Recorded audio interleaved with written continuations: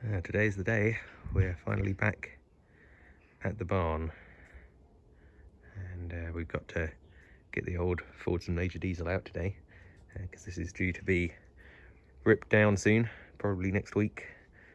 So it's Sunday at the moment, and I've really only got today to get it out of here. And the plan is just to move it along here and take this tree branch out and park it up as close to the house as we can. And then that'll give them plenty of room to dismantle this and get this gone, and then we'll be back again one day to drive the tractor around the front and onto the low loader at some point.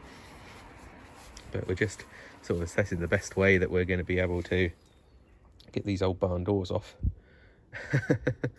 And yeah, not too sure what I'm going to do at the moment. And there she is. It's probably the first time it's seen actual proper daylight with the barn doors open in over 20 years. The building's leaning that much that we had to chop the bottom of the doors off. This one I've managed to take off entirely, but not after cutting the bottom of it off. That's just how much this building is leaning over this way, unfortunately. Which does mean looking like the tractor exhaust will probably have to come off when we get to this stage. But I think what we'll do is we'll bring it out in probably 2 stages, because I can't get to it to put any coolant in it, and I can't even check the hoses or anything. So I think we're just gonna start her up straight away, try and come backwards, and then stop when I'm out of the barn, basically when the back half of the tractor is out, and give her a bit of a rest. Maybe see then if we can get to the radiator and see what it's like. And if it will then hold water, then we'll put some in it. But we are getting pretty close to winter, so it's probably going to be more beneficial to not put water in it than to put water in it. But I imagine it's probably got a drain tap somewhere. In the worst case, I could probably just take the bottom hose off the radiator and just let it drain out. But yeah, we're going to do some clearing up around it now.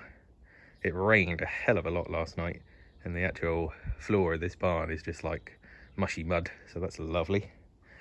So yeah, we're just going to do a little bit of clearing up around it, and then we'll start to get ready for the first move. Let's see if I can get some air in the tyres, hopefully. Maybe we'll see what the electric situation is like here now, and then we'll see what could happen. Okay, we've tidied up a little bit around the tractor now, and there's nothing actually blocking it in. We've cleared the front bit as well. And the next door neighbour very kindly let me run an extension lead over to his because there's no power here at the moment. Couldn't get any more air in the back tyres.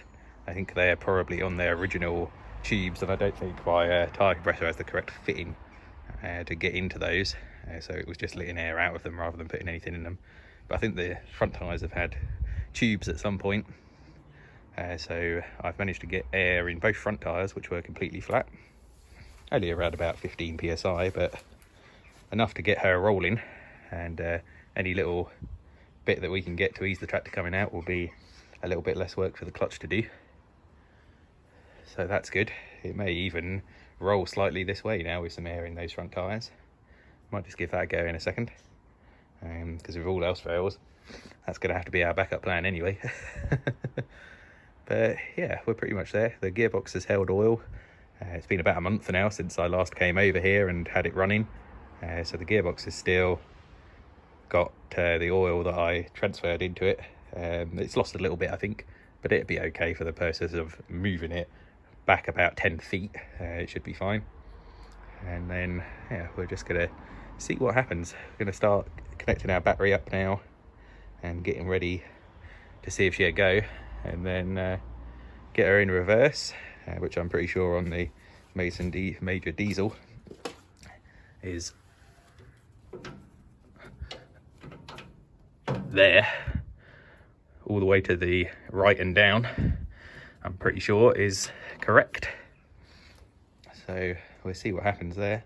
Hopefully we don't shoot forward, but we're just going to be very, very gentle on the clutch for the first little try, and then we'll see what happens. Okay, I guess we can't put this off any longer. We're going to give her a go now. Let's see what happens. Pretty nervous, to be honest. This isn't my usual thing, dragging a tractor out of a barn, that's for sure. But yeah, let alone trying to drive one out of a barn. This will be the first time I've ever driven a tractor. So, I guess there's nothing else to do but to just see what happens. Put my mask on because it's going to be pretty smoky, I should think.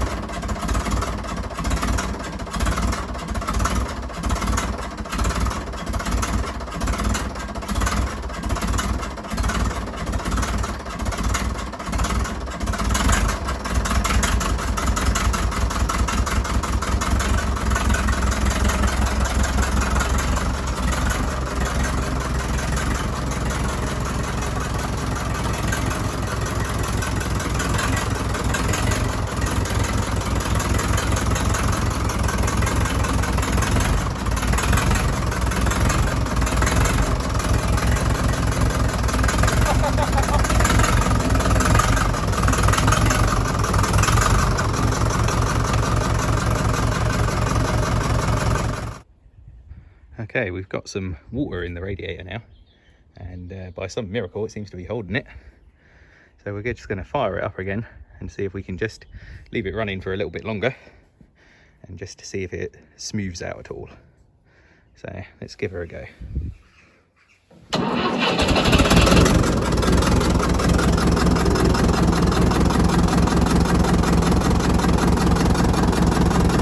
Good pressure.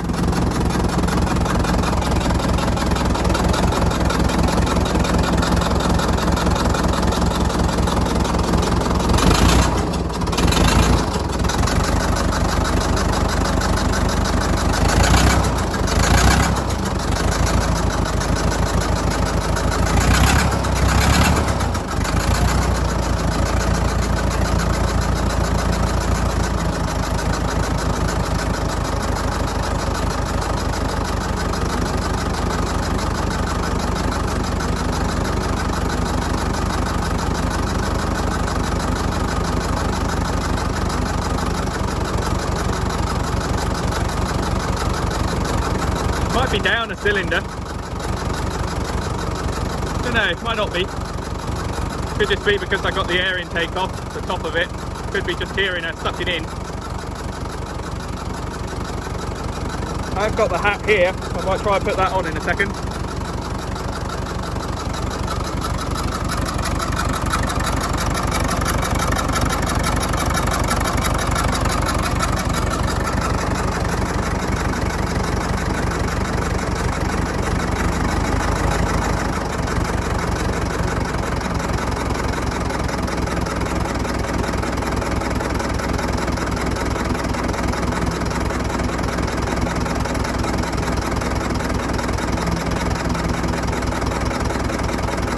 So we've got a bit of water overflowing. I filled that too much. Got an overflow on the rad.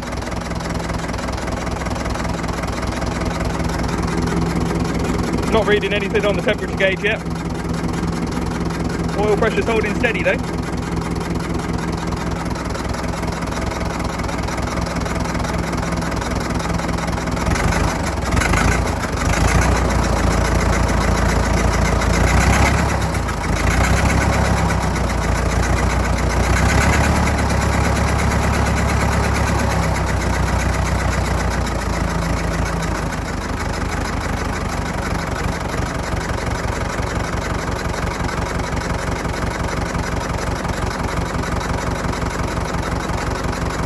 She is gorgeous though. Lovely, lovely condition, really, considering it's sat in that barn for so long. I wouldn't restore it if it was mine. I'd clean it all up, make it look nice and pretty, but I wouldn't paint it.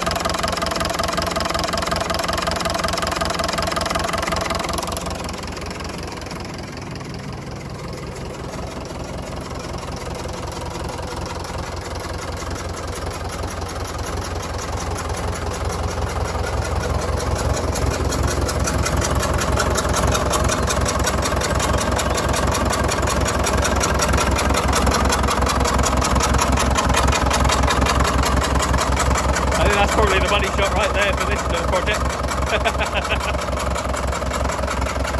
Oh man.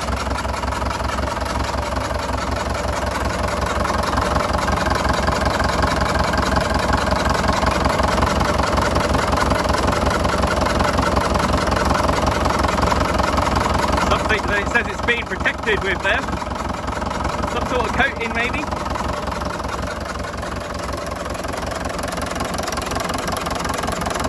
It is gorgeous though.